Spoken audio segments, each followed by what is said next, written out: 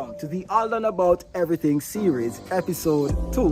Today, we will be interviewing one of Jamaica's serial entrepreneurs, the part owner for Dream Entertainment. Yes, Dream Weekends, part owner for Ribbiz Ultra Lounge and Ribbiz Ocean View, and of course, owner for Third Dimensions. Let's go!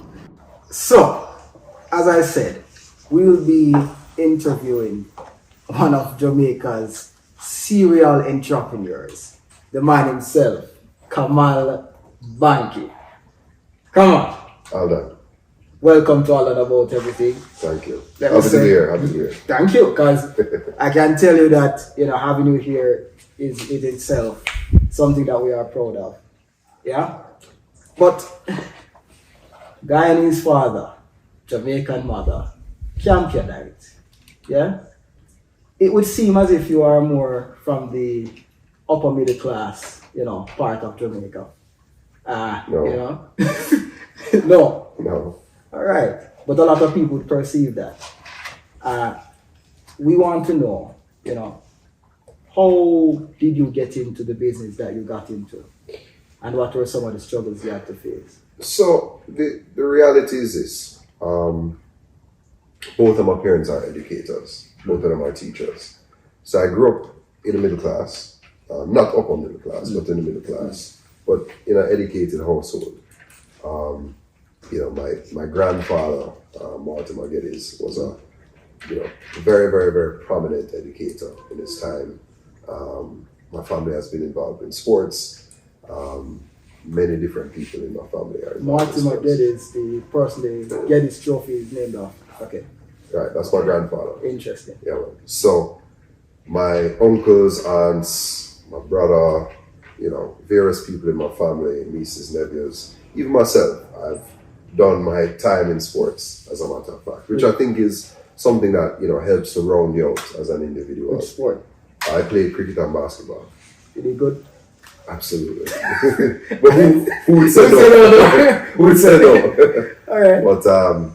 But I mean, I played cricket up to sunlight, and I played basketball up through college. Interesting. Yes. So you went to Campion College. I did.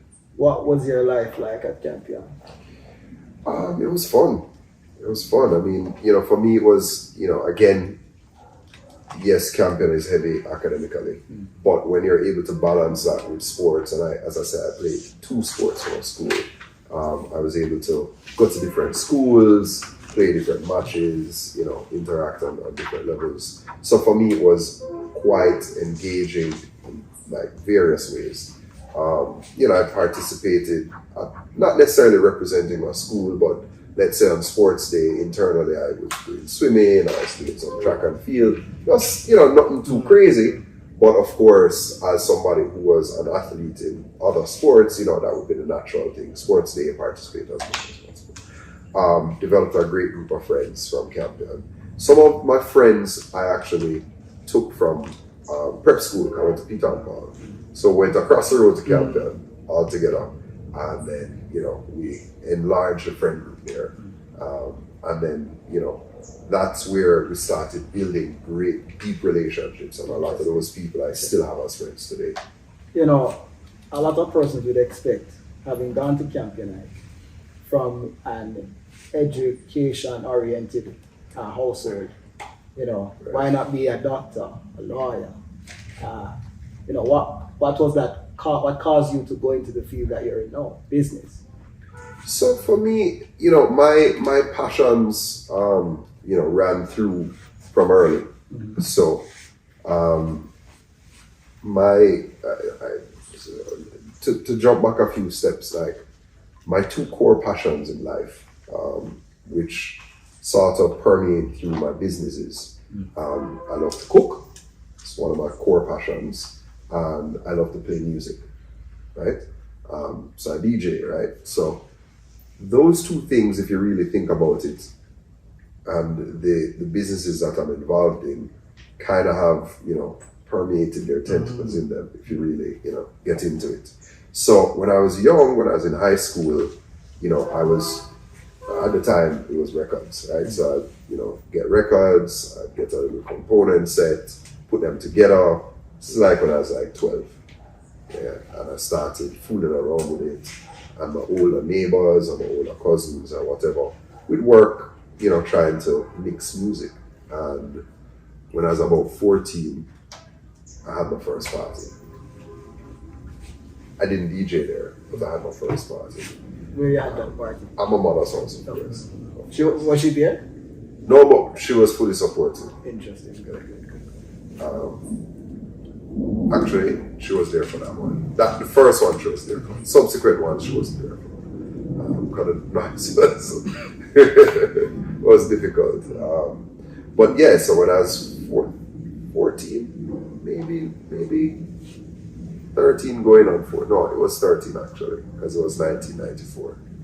That's when I had my first party. Syndicate was a sound that set up and they came and played and whatever. It was great. I mean, great introduction. I lost maybe $2,000, which was a lot of money at the time. But it was a learning experience. At what point did Dream Entertainment come about? So the story of Dream actually, to jump back a few steps, was an evolution from ATI. For people who know what ATI is, ATI was an evolution from what we would call the amalgamation of the spring break culture in the grill and what we would call long weekend getaways that we used to have in Ocho Rios. So in the 90s, we would pack up and, head down to Ocho Rios and, stay at Condor, Sky Castles and, Turtle Towers and Fisherman's Point and those places close to the heart of town. And then we'd go to the parties around there at the time. And then, that became like the ritual for long weekends. ATI, which originally was called Appleton Temptation Island, was born out of the NTV culture of Temptation Island. Because, they repurposed the name and then they said, okay, well, spring break is happening in the grill. Let's use the grill as a destination. And Alex Chin pioneered that. And he created that kind of the grill destination weekend. That was ATI. Fast forward a couple of years, ATI ended up being 2 weekends. And then one of them was renamed to RTI. I've been doing events in the grill from 2004. I did some events with Smirnoff, I did Spice, with the hybrid guys out of Mobay, now Miami. And circa 2009, when ATI, RTI was in full swing, a couple of us who had different events on different weekends came together and said, what if we handpicked ourselves the best parties on both of those weekends and came up with the best possible combination of events? It would be a dream for patrons. And, it's sort of evolved to being like, okay, the best promoters, and we started to refer to ourselves as a dream team. Reminiscent of the 1992 basketball team. Was it instantaneously as you imagined it, or did you guys have some challenges at the beginning? A lot of challenges. What were some of those challenges? Which events? Dream Weekend. No, I'm saying the first challenge was which events. Okay. Which events to, bring under the banner. Who is going to be a part of it, who is not. How are we going to incentivize everybody, structuring the band, the seasonal band. Some of those challenges, we worked out in the first year. And then it's a constantly evolving tweaking in terms of refining the product. But those were some of the initial challenges. But, again, we were trying to do that as well as we were competing with the incumbent ATI. So, it was a very, very, very exciting but also challenging time when we launched Dream. But luckily, it has stood the test of time. First year that we put on Dream, we sold out bands. And it was great. You know, it was a great start to it, and it has catapulted it to, you know, international stardom. So, International stardom. yes, You did Dream New York. yes, How was it? it's great. It's great. Excellent. Fantastic. Patreon feedback was excellent. You know, for us, one of the things that, you know, we try to understand is that going into New York City, you're not going to find, I think, Ribbiz. You will never find that. But we weren't trying to. And that's the difference, because people come from North America to Jamaica, 4+ million tourists per year, because of our natural beach and waterfalls and, you know, whatever. So you're not going to recreate that. But what you can do is recreate the production capacity, production quality, that of course allows you to put on a great show. So we looked at a lot of the, what we would call Jamaica and Caribbean events in New York City, in the tri-state, and tried to, you know, bring our level of production that we do in Jamaica, which is festival level production, to that kind of style event. Naturally, here in Jamaica, to put on an event, you have to have particular things done through the parish council, etc., etc. Sure. What are some of those things that you have to do in New York to ensure that you can have the event executed? Right. Well, I mean, you know, New York is a highly regulated city, state as well, which of course is going to demand a different level of, you know, regulation. So, I mean, fire permits, a TPA, which is a temporary place of assembly, spirits license, liquor license. You know, you had to basically get a blessing from the police, NYPD, and of course. I mean, for our viewers, when they hear blessing from the police, I mean, you have to get you have to write a letter to the police. You have to write a letter to the police. Yeah. Police then meets with your security company, you present a security plan, and then they tell the state that they're comfortable with this event happening, and the state won't issue you a liquor permit without that. Okay. So there's internal, so I don't directly get a police permit, but without police permission, the state won't issue me a liquor license. Okay. Right? The building permits, if you come erecting anything over 2 feet tall, which is your stage, whatever. You know, of course, you have to get security that's bonded and insured. So it's a different level of, you know, production and regulation in that place. But the thing about it is that I always say, if it was easy, everybody would do it, right? So my thing has always been, where is the highest concentration of Jamaican Caribbean people in the world? And that's actually New York. So that's where we see our growth potential outside of Jamaica first. So, Dream Weekends, Dream Yes. Entertainment, Yes, would have saw you executing the Exodus part of Carnival. sure. Tell us about that.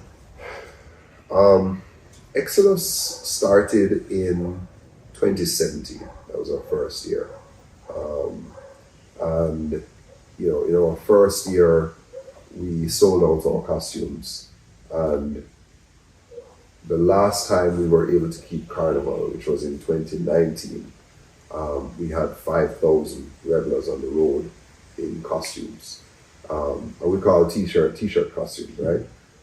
Which I believe is probably the largest, I mean, it's certainly the largest costume band in Jamaica's history. And I believe it's the second largest costume band in the Caribbean. I believe so. Tribe is number one in terms of size. And I think Exodus is probably the second. Dream Entertainment brought the Exodus. How did you get into, you know, Ribbiz Ultra Lounge and Ribbiz Ocean Lounge? I mean, what was that conversation like? You know, to get you to be a part of that. It was easy. You know, it's funny because my partners in that venture, Brian Ribbiz and Don Creary, both have been extremely close to me throughout many, many years. So when when they had an opportunity to open a bar restaurant, you know, they said, well, is there anybody else we would like to bring into this opportunity? And both of them agreed that I would be somebody that would be suitable. Not only because, you know, we've always had a good rapport, but again, because of my experience in entertainment generally, you know, I do add value. So it wasn't about mixing friendship with business, about the value and the professionalism that you brought. You have a lot of friends. I mean, in this business, we all have a lot of friends. But what will determine one person or another is how that person approaches a problem. Are they professional? Are they respectful? Can they add value to our business? So I think that from that perspective, I was offered to be a partner because all of those things aligned. You know, anybody know music, they know that Skrillex is no ordinary name. Sure. You know, how did you find yourself, you know, in that space? I mean, Dream Entertainment, Yes. Exodus, all planning aspects. Yes. You know, how you found yourself. I mean, I'd assume that you're a good DJ based on what we'd have seen, we listen to some of the stuff that you'd have Right. done. About how you find yourself amongst the Skrillex. You know? How? So, I mean, I met Skrillex through Diplo, which is Major Lazer, right? So, basically, I believe it was 2009, the same year that Dream started, I met Diplo in Jamaica. He came to Jamaica, and we ended up, you know, meeting up, and I was moving around Kingston with him, and I took him to Pasa Pasa, and, you know, took him to meet a few artists. This was early days Major Lazer. So it was him and Switch. It didn't involve like Walshify yet or Gillionaire or 8 Drums. It was Diplo and Switch at the time. And, you know, introduced them to a few people here on Island and assisted the process for them to create some music. And, you know, I was trying to, I knew about who they were, what they were doing. And I said, you know, these guys deserve to like, you know, really cool people in Jamaica, and hopefully there'll be mutually beneficial relationships that can be born from that. Then, 2010, they invited me to come to Ultra, which is where they performed their first show on Ultra at the smallest stage possibly. It's tiny, it's like 1,000 people, but it was super high energy. At the time, their MC was a guy named Skirt Boy. And, you know, it was really, really crazy. And, you know, I was there with them in front of the stage, backstage, and, you know, I kind of fell in love with the movement. And then from there, kept in touch with Diplo and vowed to continue to assist them to build their rapport in Jamaica. And then, you know, we started talking about how we're going to introduce Major Lazer to Jamaica in a big way. We considered putting them on Dream Weekend, which, you know, at that time was big and whatever. And then we decided that we wanted to try and build our own movement, separate from anything. So not necessarily having them appear on Dream Weekend, having a standalone Major Lazer event. That happened in January 2013, and then December 2013 is when they invited Skrillex to come to Jamaica. So that's when I met Skrillex. Interesting. Yeah. What was that like? Very cool. Sonny is a really, really cool, down-to-earth guy. I mean, he's a music lover, like all of them. You know, he loves DJing, he loves performing, he loves, you know, making people dance, which is really the core of what we do. So he really enjoyed Jamaica as well. And you would see that, you know, based on the timeline that he first came to Jamaica, some of the music that he released afterwards would have been colored with some of the Jamaican influence. So you would see it, you would hear about it. So Skrillex came, DJ Snake came, Martin Garrix came, Rudimental came. Local and Caribbean performers were interspersed with those big DJs, you know, like a Marshall Montana, Sean Paul, a Popcorn, a Chronix, so on and so forth.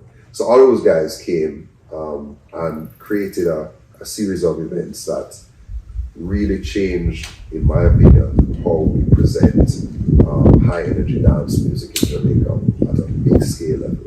Because before it was kind of underground, and then those guys brought the biggest names in the world to Jamaica, to Kingston, and we produced something special. 2019 Yes. was a year where I think it was a very good year for entertainment. Yes.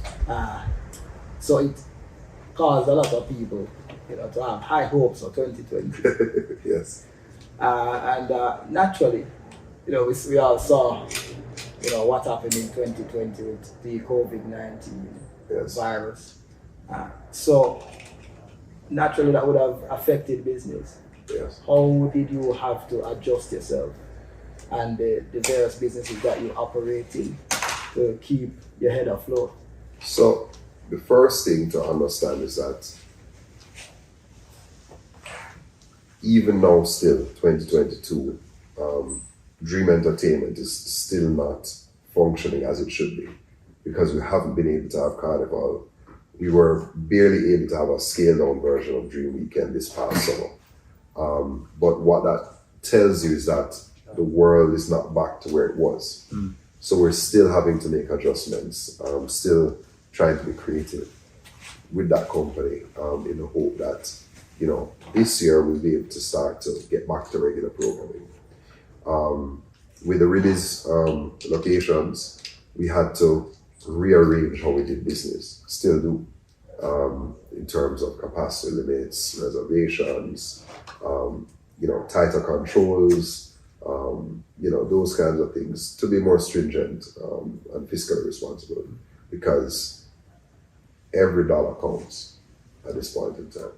You sit on a couple of boards, one being the entertainment within the Ministry of Gender, Entertainment and Sports. Sure, Entertainment Advisory Board. Having to bridge that gap between understanding the issues as they are where government policy is concerned, right, and to relay that to your fellow members of the entertainment industry. I mean, how do you manage between the two? I mean, you just have to push through. I mean, the reality is that I'm a private sector man. I'm not a government employee. So I will always, kind of side with private sector interests. But the role of those boards is the liaison between the private sector and the public sector and the government, right? So that's actually our role. So it's a two-way communicate. We will give feedback to government will give feedback to us. We will take the concerns and, what we would call it, demands and, requests from our community, our stakeholders, run it all the way up to government, and then get feedback, negotiate, and carry it back to our colleagues. So that's kind of our role there. I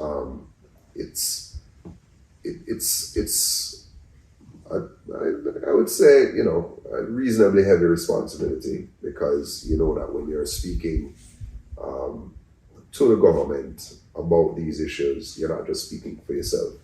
You're speaking for the other promoters, the DJs, the lighting technicians, the production people, the pan chicken man, all these people whose livelihood depends on the events industry that's still closed. Those are the people that you're actually lobbying for support, for any kind of allowances. So it's, as I said, a fairly heavy burden, but it's also an honor to have that responsibility, that they also would feel comfortable that we would be able to represent their best interests. Based on how you see COVID going now, lightening, some sort of lightening of the restrictions, I'd put it. Yes. Can we expect Dream Weekends this year? We're in 100% planning mode for it. Fantastic. Yeah, 100%. Fantastic. And we will continue to proceed as that unless we're told we can't, which we've not been told. The reality is that the Prime Minister has sent a strong signal, which is no more lockdowns, no more no movement days. Get vaccinated. Naturally. Right? So if you listen to the man at the top, his plan has always been provide enough vaccines that everybody has a choice to get vaccinated. And it's a personal choice. But the vaccines, and this is not a vaccine conversation, but this is what I'm seeing from an analytical standpoint. If you look at the data, 99% of the people who have died from COVID in Jamaica are unvaccinated. And the only real danger with COVID is mortality. I mean, you say it's not a vaccine conversation, but I'm going to be very straightforward. Get vaccinated. Yeah? Yeah, so we can get back to normal. Yeah. I'm 1,000%. I'm double vaccinated. I'm scheduling my booster shot this week. Right? But the point is that from a practical, objective standpoint, this is not my personal thing. This is just looking on data and facts. 99% of the people who have died from COVID are unvaccinated. Now, what does that tell you? It tells you that the vaccines prevent death. There you have it. The man himself, the serial entrepreneur. Yes, here on Alden About Everything. Kamal Bankey. It was a pleasure having you. Thanks for having me. I appreciate it. And we're looking forward to hearing greater things and to probably, hear that Dream Weekends will be held this year. So see you next time on Alden About Everything. From us to you. Let's go!